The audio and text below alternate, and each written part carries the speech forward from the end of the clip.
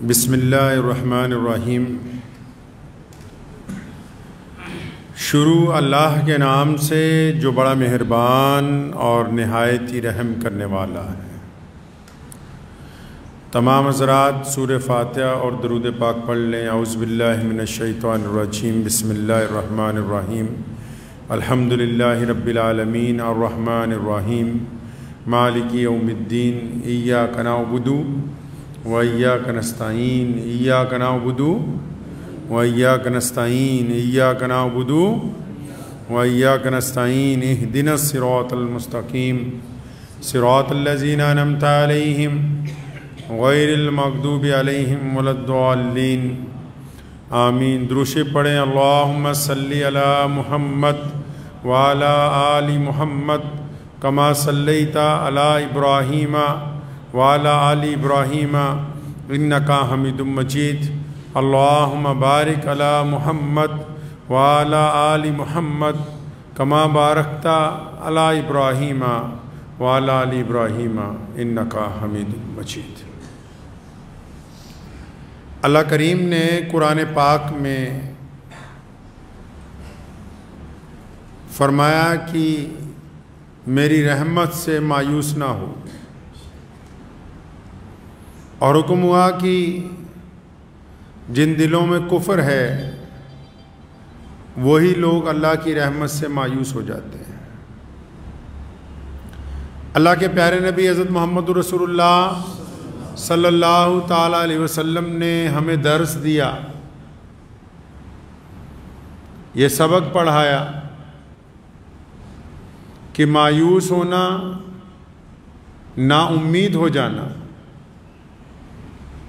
یہ کفر ہے، یعنی جھوٹ ہے۔ کفر کے معنی جھوٹ ہے، اور اسلام نے پوری دنیا کے لوگوں کو یہ طریقہ عطا کیا کہ حالات جیسے کیوں نہ ہوں، لیکن کبھی دل کے اندر نا امیدی نہیں لے کے آنی چاہیے۔ بہت سارے لوگ آج کے دور میں اس حد تک نا امید ہوتے ہیں، وہ سمجھتے ہیں کہ ہم خودکشی کر لیں۔ آئے دن اخبارات میں آپ نے پڑھا ہوگا کہ بہت سارے لوگ خودکشی کر لیتے ہیں۔ اپنے آپ اپنی جان کو ختم کرنا اللہ کے نزدیک پسندیدہ عمل نہیں ہے۔ اسلام نے اس کو حرام قرار دیا۔ شریعت نے کہا کہ خودکشی کرنا حرام۔ بہت سارے لوگ خودکشی کی طرف جب جاتے ہیں تو یہ نہیں سمجھتے کہ یہ کام بزدلی والا کام ہے، اور بزدل بندہ جو ہوتا ہے، جو بندہ ڈرپوک ہوتا ہے، بزدل ہوتا ہے جو انسان، چاہے وہ مرد ہو یا عورت ہو، بوڑھا ہو بچہ ہو، وہ زندگی میں کچھ کر نہیں سکتا، وہ کامیاب نہیں ہو سکتا۔ کامیابی کی پہلی شرط یہ ہے کہ یقین کا ہونا۔ اسلام میں بھی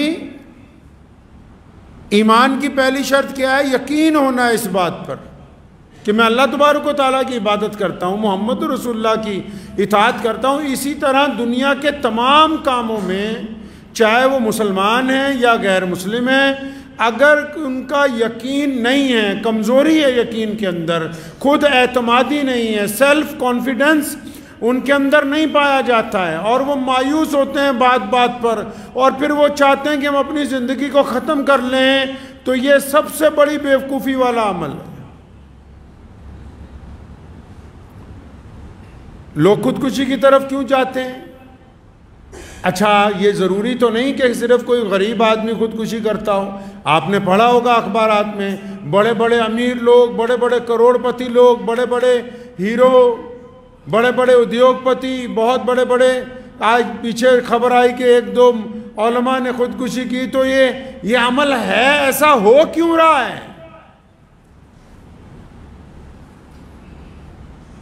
یہ وہ دردناک حقیقت ہے جس کے اوپر ہم ذکر کرنے کے لیے تیار نہیں ہیں، گفتگو نہیں کر رہے۔ معاشرے میں ایسا کیسے ہو سکتا ہے؟ یہ معاشرہ کوئی بھیڑ بکریوں کا معاشرہ تو نہیں ہے نا کہ ریوڑ میں سے ایک دو کم ہو جائیں تو کوئی افسوس کا اظہار نہ کیا جائے. ہر ایک جان قیمتی ہے. یہ بات کی بات ہے کون مسلمان ہے، کون ہندو ہے، کون سکھ ہے، کون عیسائی ہے، کون دلت ہے، کون جینی ہے. اللہ نے فرمایا کہ پوری کائنات میرا کنبہ ہے، اور محمد رسول اللہ نے فرمایا جب لوگ انسانوں کے پیروں میں بیڑیاں ڈالتے تھے، ہاتھوں میں ہتھکڑیاں ڈال کے غلامی کرواتے تھے، تو میرے کریم رسول نے اعلان کیا تھا کہ کسی ماں نے کسی بچے کو غلام پیدا نہیں کیا. ہر ایک جان قیمتی ہے، ہر ایک جان کی عزت ہے، ہر ایک کو اللہ نے عزت نفس کے ساتھ پیدا کیا. کسی کو کوئی اختیار نہیں ہے کہ وہ دوسرے کے اوپر ظلم کرتا پھرے. لوگ خودکشی کی طرف کیوں جاتے ہیں؟ پہلی غلطی تو بذات خود خودکشی کرنے والوں کی یہ ہے کہ ہم لوگوں نے آج کل ایک اپنی دنیا بنا لی ہے. یہ آپ کے ہاتھ میں مشین ہے، میں اکثر اس کو جھوٹ بولنے کی مشین کہتا ہوں، جس کو موبائل کہتے ہیں. اس نے ایسے سافٹ ویئر ڈیولپ کر دیے ہیں. جھوٹ بولنے کی مشین اس لیے کہتا ہوں کہ آپ کے گھر سے فون آئے گا کہاں ہو، اگر آپ لدھیانہ میں، آپ کہہ دیں گے نہیں میں جلندھر میں ہوں. بالواسطہ غیر ضروری طور پر ضرورت بھی نہیں ہے، پھر بھی اس نے عادت ڈال دی آپ کو جھوٹ بولنے کی. تو اس مشین نے بھی خودکشی میں ایک بڑا کردار ادا کیا. آپ اگر فیس بک چلاتے ہیں اس کے نیچے لکھا آتا ہے میٹھا. پتہ ہی نہیں ہوگا کئیوں کو، نہیں جی ہمیں تو ایک اچھا ملٹی میڈیا موبائل چاہیے، اور ایک بس ہمیں تنہائی چاہیے، ہمیں 24 گھنٹے انٹرنیٹ چاہیے. ہم کیا کر رہے ہیں، ہماری اولاد کیا کر رہی ہے، ہمارے بھائی کیا کر رہے ہیں، ہمارے بچے کیا کر رہے ہیں، ہمارے گھر میں کیا ہو رہا ہے، ہمارے اسکول میں کیا ہو رہا ہے، ہماری دکانوں میں کیا ہو رہا ہے.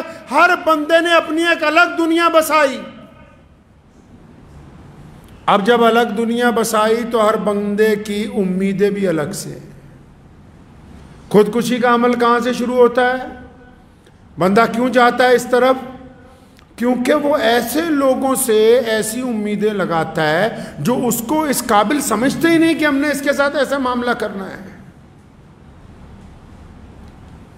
ایسی امیدیں لگاتا ہے، کسی سے غیر ضروری امیدیں کہ اچھا یہ مجھے بہت زیادہ عزت دے گا، اچھا وقت آنے پر یہ میرا ساتھ دے گا، اچھا یہ میرے ساتھ پیار کرے گا، جبکہ اظہار بھی نہیں ہے، لیکن اپنے دماغ میں ایک دنیا تیار کر لی چاروں طرف، اور ایسے لوگوں سے امیدیں لگا لی جو آپ کی امید پر کھرے نہیں اتر سکتے. اچھا جب آپ نے تو خود ہی امیدیں لگائی ہوئی ہیں، اپنے پاس سے امیدیں لگائیں، اپنے پاس سے آئیڈیا بنائے، اپنے پاس سے خیالی پلاؤ بنائے، اور جب آپ ان کو پریکٹیکل شکل میں عملی جامہ پہنانے کی کوشش کرتے ہو، سامنے والے کے سامنے اپنی بات رکھتے ہو، اگلا صاف انکار کر دیتا ہے، اسے پتہ ہی نہیں چلتا کہ اس کے اندر تو توڑ پھوڑ مچ گئی، کہ یہ تو بہت امید لگائے بیٹھا تھا. تو امید لگانے والوں نے پہلے یہ طے نہیں کیا کس سے امید لگائی جائے یا کس سے نہ لگائی جائے. اور لوگوں سے امید لگانے والے لوگ کب کامیاب ہوتے ہیں؟ اگر امید لگانی ہے اس رب کریم کی ذات سے لگائی جائے، جس نے کہا ہے کہ حالات اگر بدترین بھی ہو جائیں اور بندہ اپنے رب پر یقین رکھتا ہو تو وہ رب کریم وہ ذات ہے. فرمایا سورہ یوسف میں کہ جنہوں نے ہم پر یقین کیا پھر کنویں سے نکال کے اللہ نے ان کو تخت پر بٹھا دیا. کوئی یقین کر سکتا ہے کہ ایک بندے کو اس کے بھائی لے جا کے کنویں میں ڈال دیں، اور اندھیرے کنویں میں، خشک کنویں میں، جس میں سانپ بھی ہو، بچھو بھی ہو، جس کی گہرائی بھی بہت زیادہ ہو، جو جنگل میں ہو، اور جب اس کو ڈال دیا جائے تو پھر اس بندے کے پاس کیا ہو سکتا ہے کہ سوائے موت کا انتظار کرنے کے؟ لیکن وہ رب کا عزیز بندہ ہے، رب کا نبی بندہ ہے، تو امت کو سکھانے کے لیے کیا کیا؟ اپنے رب پر توکل کیا کہ میرے رب کی ذات میرے ساتھ ہے. اور پھر کیا ہوتا ہے؟ پھر اللہ تعالیٰ اس کنویں میں سے اپنے بندے کو باہر نکلوا لیتے ہیں. نکال کے کہاں بھیجا؟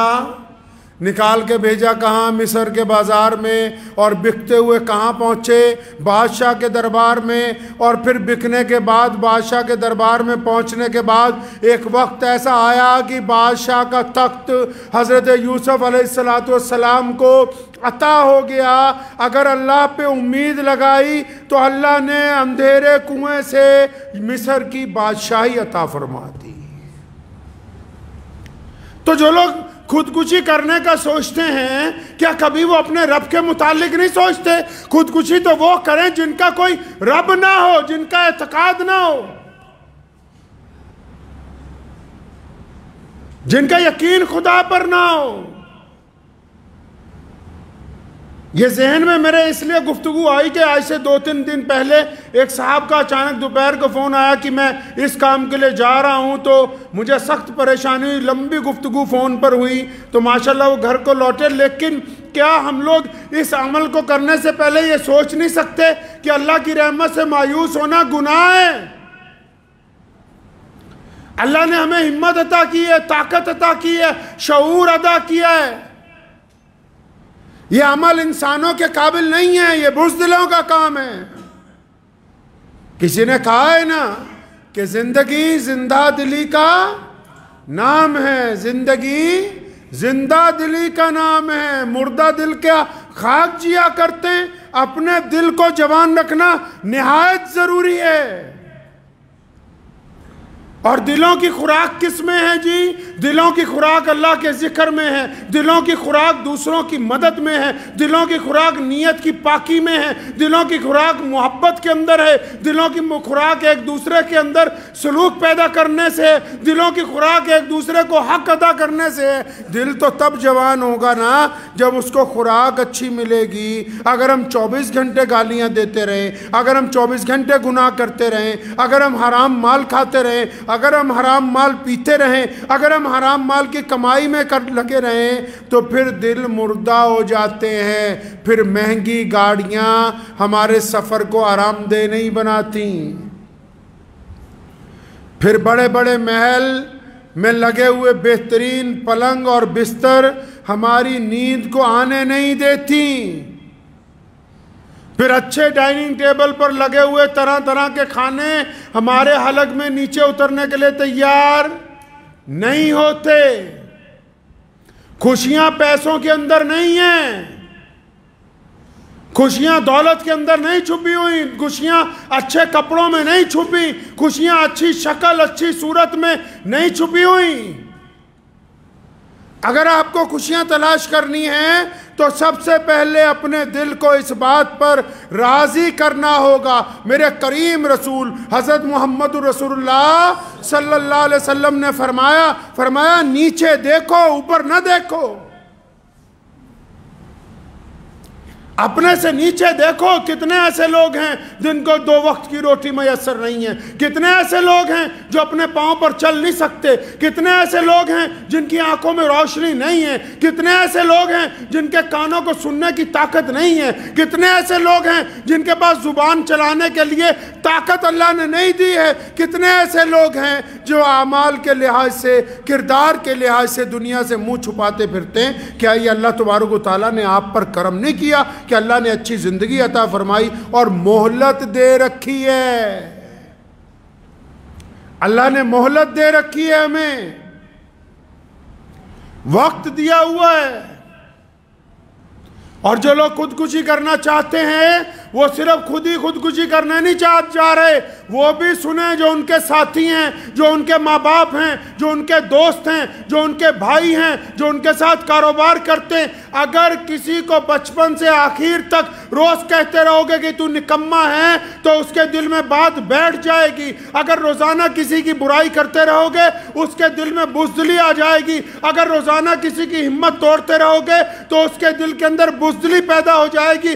تو یہ جو بندہ جا رہا ہے، یہ جو عورت، یہ جو مرد، یہ جو بچہ خودکشی کے لیے راضی ہوا، یہ اکیلا راضی نہیں ہوا، اس کے چاروں طرف جو لوگ ہیں ان کا کردار بھی اس میں شامل ہے۔ اس کی خودکشی میں وہ لوگ شامل ہیں جن کی زبانوں نے اس کو تانا دیا، جن کے کردار نے اس کے دل کو مجروح کیا۔ کیا ہی اچھا ہوتا کہ ہم مرنے والے کا ساتھ دیتے، خود بھی جیتے اور اس کو بھی زندگی کا راستہ عطا کرتے۔ زندگی اللہ تبارک و تعالیٰ کی نعمت ہے، یہ ایک دفعہ ملتی ہے۔ یہ جسم اللہ کی امانت ہے، اس کے ساتھ کھلواڑ کرنے والے لوگ قیامت والے دن پکڑے جائیں گے۔ اور یہ معاشرہ تو اتنا گندا ہو گیا، ایسے لوگ ہو گئے ہیں کہ اگر کوئی بندہ خودکشی کر لے تو اس کے گھر والوں کو کیا کہیں گے؟ جی اس کی جنازہ نہیں ہو سکتا، اس کے لیے دعا نہیں ہو سکتی۔ کبھی اپنے گریبان میں جھانک کر دیکھا ہے کیا تمہارے لیے دعائیں ہو سکتی ہیں؟ اپنی راتوں کو دیکھا ہے؟ کبھی اپنے کردار کو اندر جھانک کے دیکھا ہے کہ ہم کس مقام پر کھڑے ہیں؟ اللہ نے اگر ہمارے گناہوں کو ڈھانک رکھا ہے، اس کا مطلب یہ نہیں کہ یہ انگلی کسی اور کی طرف اٹھائی جائے، یہ باقی کی انگلیاں اس بات کا اشارہ کر رہی کہ جس طرف تو انگلی اٹھا رہا ہے ان سے زیادہ خراب تیرا خود کا کردار ہے۔ کہ جی خودکشی والے کے لیے تو جنازہ نہیں ہے، خودکشی کرنے والے کے لیے تو دعا نہیں ہے۔ کون کہتا ہے کہ اس کے لیے مغفرت کی دعا نہیں ہو سکتی؟ کہاں لکھا ہے؟ کس کتاب نے کہا؟ پیارے نبی حضرت محمد رسول اللہ صلی اللہ علیہ وسلم نے کہیں منع نہیں کیا۔ ٹھیک ہے ایک بندے نے غلطی کی، اگر کسی کا بچہ غلطی کرے، کوئی بڑا غلطی کرے، گھر کا فرد غلطی کرے تو کیا گھر والے اس کو مار دیتے ہیں؟ آپ کے جسم کا کوئی اعضا خراب ہوتا ہے تو کیا کاٹ کے اس کو پھینک دیتے ہو؟ معاشرے میں اگر کوئی بچہ اس طرف چلا گیا، اگر کوئی نشے میں چلا گیا، کوئی منشیات میں چلا گیا، صبح شام اس کی برائی ہے، کیا برائی سے بہتر اس کو چھاتی سے لگانا ضروری نہیں ہے؟ پیارے نبی حضرت محمد رسول اللہ صلی اللہ علیہ وسلم کے دور میں ایک شخص نے شراب پی، حکم ہوا کہ اس کے درے لگائے جائیں۔ مسجد نبوی میں جب درے لگائے جا رہے تھے، نبی علیہ السلام بڑے بے چین ہوئے۔ تو وہاں کھڑے ہوئے ایک صحابی نے، ایک عرابی نے کہہ دیا کہ تیرا ستیہ ناز ہو، تو نے بہت برا کام کیا۔ کریم رسول صلی اللہ علیہ وسلم ناراض ہوئے، اسے پکڑا گریبان سے، فرمایا ادھر آ، تجھے کس نے کہا کہ میرے صحابی کو بد دعائیں دیتا؟ پھر ہم کو اس کے عمل سے نفرت ہے، بندے سے۔ ہم کو اس کے عمل سے نفرت ہے، بندے سے نفرت نہیں ہے۔ اگر کوئی غلطی کرتا ہے گھر میں، پڑوس میں، معاشرے میں، دوستوں میں، تو یہ کیا رت لگا لی کہ سارا معاشرہ لگ جائے کہ یہ خراب ہے، اس کو نکالو، اس کو نکالو۔ آج کل بڑے بڑے مدثر، بڑے بڑے درس دینے والے اور بڑے بڑے پروفیسر یہی کہتے ہیں کہ فلاں کالونی میں نہیں جانا، فلاں علاقے میں نہیں جانا، وہ علاقہ ٹھیک نہیں ہے۔ ارے اچھے لوگوں میں بیٹھ کے اچھے بننا کمال کی بات نہیں ہے، برے لوگوں میں جا کے ان کو اچھا بنانا یہ کمال کی بات ہے۔ اچھوں میں جا کے اچھی باتیں کی تو کیا کی ہے، بروں میں جا کے اچھائی کی تبلیغ کرنا کمال کی بات ہے، بروں کا جا کے اپنی چھاتی سے لگانا کمال کی بات ہے، غریبوں کو جا کے اپنی چھاتی سے لگانا، اور جن کے دل تڑپے ہوئے ہیں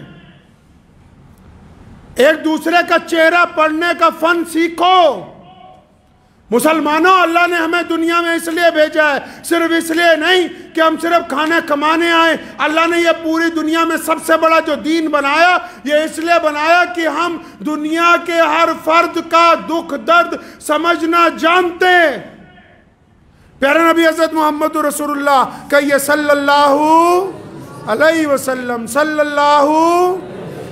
اللہ علیہ وسلم جو ہیں وہ مسجد نبوی سے باہر تشریف لائے۔ ایک بوڑھی عورت، ایک پگلی عورت، ایک سدری عورت جس کا دماغ نہیں چلتا، تپتی ہوئی ریت ہے، گرمی کا مہینہ ہے، وہ دوڑتی ہوئی آئی، یا رسول اللہ مجھے تو آپ سے بات کرنی ہے۔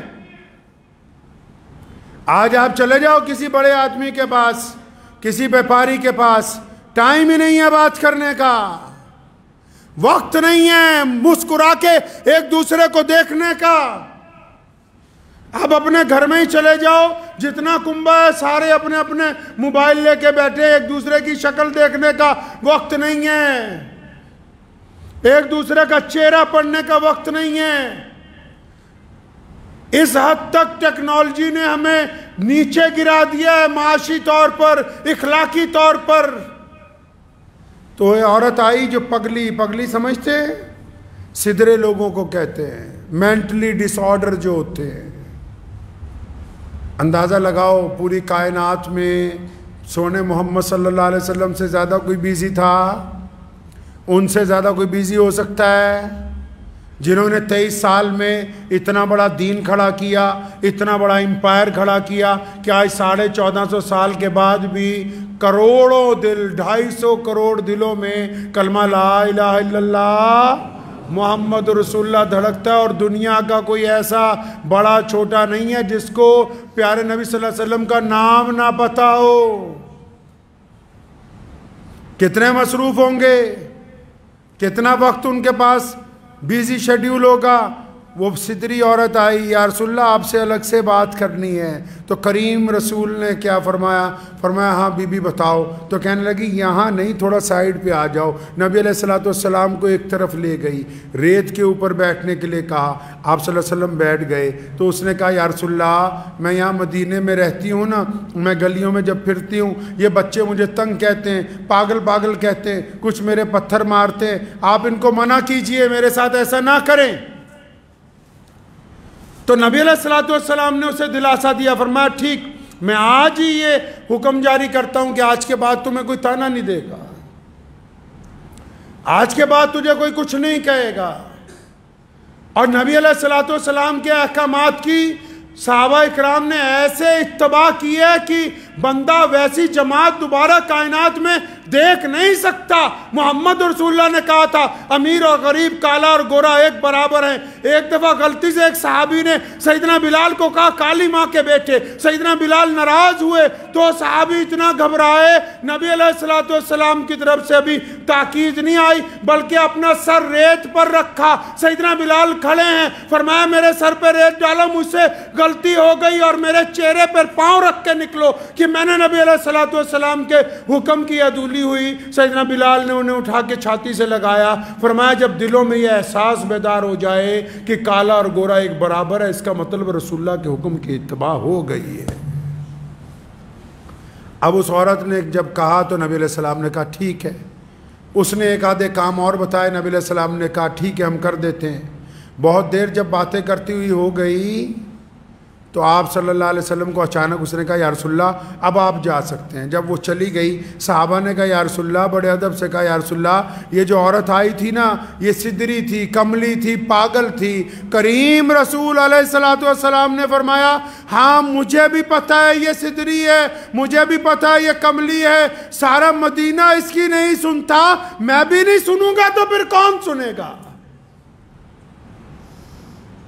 اللہ کے نبی علیہ السلام کی سنت ہے ان لوگوں کے ساتھ بیٹھنا جن سے کوئی بات نہیں کرتا۔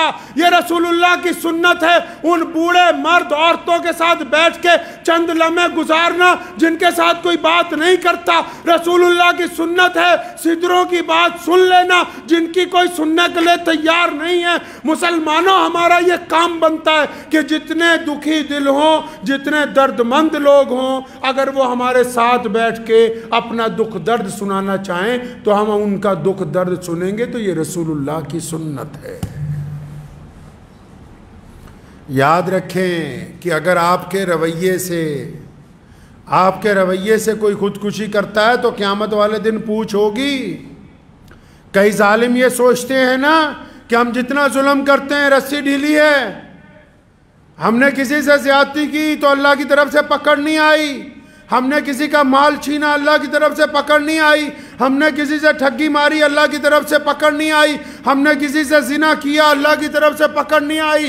ایسی بات نہیں ہے کہ اللہ کی طرف سے پکڑ نہیں آئی، اللہ تعالیٰ نے ظالم کی رسی ڈھیلی چھوڑ رکھی کہ کر لے جتنے گناہ کرنے ہیں، جس دن رسی کھچ جائے گی کوئی بچانے والی طاقت ہوئے گی نہیں۔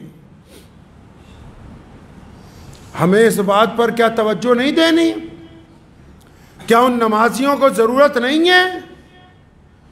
کیا ان دیندار لوگوں کو ضرورت نہیں ہے کہ وہ چاروں طرف نگاہ دوڑائیں کہ کتنے لوگ ایسے ہیں جو مایوس ہو کر مسجد میں آ رہے ہیں، کتنے لوگ ایسے ہیں جو مسجد کے باہر مایوس کھڑے ہیں؟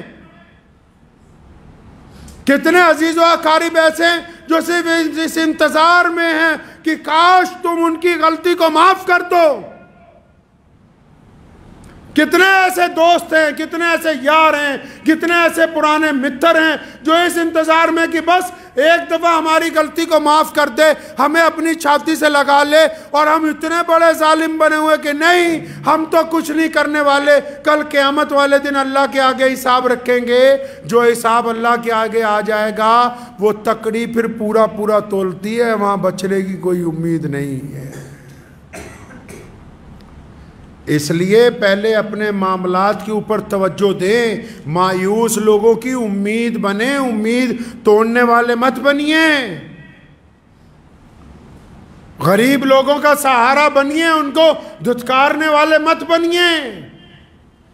اپنے گھر میں اپنے رویے کے ساتھ لوگوں کے درمیان اپنا چہرہ، اپنا رویہ ایسا مت بناؤ کہ تمہاری اولاد، تمہاری بیوی، تمہارے بچے، تمہارا باپ، تمہاری ماں تم سے بات کرتے ہوئے ڈریں. نوٹ کر لو دل کی کاپی پر، جس کے غصے کی وجہ سے اس کے ماں باپ اس سے ڈرنے لگیں، اس سے بات کرنا چھوڑ دیں، وہ جتنی مرضی دعائیں کرتا رہے، جس مرضی بڑے ولی اللہ کے پاس چلا جائے، اللہ کے حضور اس کی کوئی دعا قبول ہو ہی نہیں سکتی.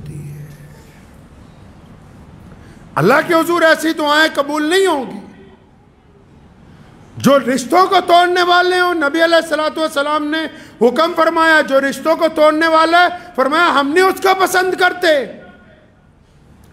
رشتوں کو جوڑنے والوں کو نبی علیہ السلام نے پسند کیا، توڑنے والوں کو پسند نہیں کیا. ہمارا کردار اگر جوڑنے والا ہے تب تو ہم سمجھیں کہ ہمارے لیے بڑی خوش قسمتی کی بات ہے، اور اگر ہمارا کردار رشتوں کو توڑنے والا ہے تو پھر کھوکھلی نمازیں، کھوکھلی تسبیحاں ہمارے کچھ کام آنے والی ہے نہیں ہے. تو ان لوگوں کو تو بخاص طور کے کہتا ہوں، جو لوگ یہ سوچتے ہیں دل میں کبھی کبھی کہ ہمارا کچھ نہیں ہو سکتا، ہم آگے نہیں بڑھ سکتے، ہم کچھ نہیں کر سکتے، یہ جو مایوسی اپنے دل میں بٹھا لی ہے، اللہ کا نام لے کے اس مایوسی سے باہر نکل آؤ اور اپنا ٹارگٹ طے کرو، کرنا کیا چاہتے ہو. اللہ تعالیٰ نے فرمایا میں اپنے بندے کے گمان کے ساتھ ہوں. میرا بندہ جو دل میں آئیڈیا بناتا ہے، اللہ فرماتے ہیں کہ میں اپنے بندے کے آئیڈیا کے ساتھ ہوں. یہ چاہتا کیا ہے؟ اگر آئیڈیا ہے کہ میں نے بڑا آدمی بننا ہے، آئیڈیا ہے کہ بڑا بزنس مین بننا ہے، آئیڈیا ہے کہ عالم بننا ہے، آئیڈیا ہے کہ میں سیاست میں آگے نام کمانا چاہتا ہوں، آئیڈیا ہے کہ میں بہت بڑا ادیوگ پتی بننا چاہتا ہوں، اللہ کہتے ہیں کہ جب میرا بندہ ارادہ کرتا ہے. اور مسلمانوں سنو، اللہ کے بندوں کی بات ہو رہی ہے، رب کریم کے کن کی بات ہو رہی ہے؟ بندوں کی، صرف مسلمانوں کی نہیں. قرآن نے کہا الحمدللہ رب العالمین، فرمایا کہ تمام تعریفیں اس رب کے لیے جو تمام عالم کا پالنہار ہے، اور جس نے طے کر لیا. اللہ فرماتے ہیں جب میرا بندہ طے کرتا ہے نا کہ میں نے آگے بڑھنا ہے، فرماتے ہیں پھر میں اس کی امید پر کھرا اترتا ہوں. جب اس نے طے کر لیا کہ میں نے بڑا بننا ہے تو جب یہ ایک قدم بڑھائے گا اس کو آگے چلا دیا جائے گا پھر انشاءاللہ تعالی.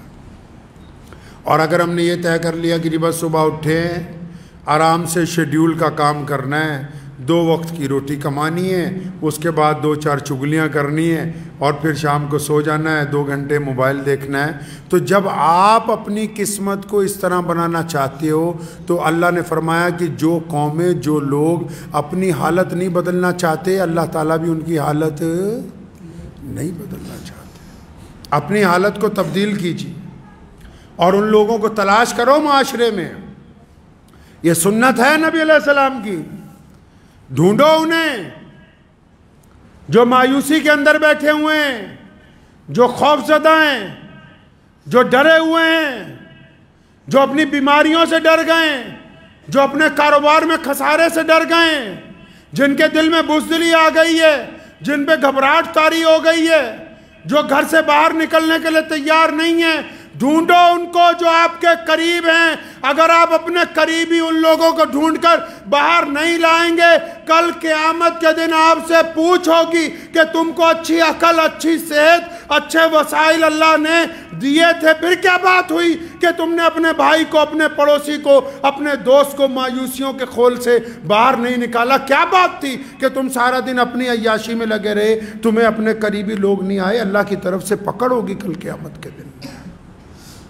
تلاش کریں ان کو، کریں گے انشاءاللہ تعالی، ان لوگوں کو تلاش کیجئے، اور تلاش کرتے ہوئے مذہب کی اینک، تلاش کرتے ہوئے مذہب کی اینک نہ لگا لینا، تلاش کرتے ہوئے پیارے نبی حضرت محمد رسول اللہ صلی اللہ علیہ وسلم کا طریقہ اپنانا ہے کہ اللہ تعالیٰ نے ان کو کائنات کے لیے رحمت بنا کے بھیجا، اور اللہ کریم چاہتے ہیں کہ اللہ کے ہر بندے سے صلہ رحمی کی جائے۔ تو بس تلاش کیجئے اپنے آس پاس ان لوگوں کو جن کے دل میں خیال آتا ہے خودکشی کا، جن کے دل میں خیال آتا ہے کہ میں کچھ کر نہیں سکتا، جو یہ سمجھتے ہیں کہ ہم تو بیکار ہو گئے، چاہے وہ مرد ہیں، چاہے وہ عورتیں، چاہے وہ کسی بھی مذہب سے تعلق رکھتے ہیں، آگے بڑھئے، ان کا ہاتھ پکڑیے، اور یقین مان لو اس بات کا کہ اگر آپ کسی کا ہاتھ پکڑ کے اسے اٹھانے لگو گے، اسے سیڑھیاں چڑھانے لگو گے، جیسے جیسے اس کا ایک ایک قدم آگے بڑھتا جائے گا، یقین مانو وہ جب بلندی کی سیڑھی پر چڑھے گا، آپ اس سے ایک قدم آگے اس سیڑھی پر کھڑے ہو گئے، کیونکہ اللہ کسی کا اجر ضائع نہیں کرتا ہے۔ دعا کیجئے اللہ کریم اس بات کی ہم سب کو سمجھ عطا فرمائے، اور ہمیں آس پاس اپنے رہنے والوں پر توجہ دینے کی توفیق عطا فرمائے، اپنا مال آس پاس رہنے والے ضرورت مندوں پہ خرچنے کی توفیق عطا فرمائے۔ اللہ تبارک و تعالیٰ سے دعا ہے کہ اللہ کریم اس گفتگو کو میرے لیے اور آپ سب کے لیے فائدے کا ذریعہ بنا دے۔ وآخر دعوانا ان الحمدللہ رب العالمین۔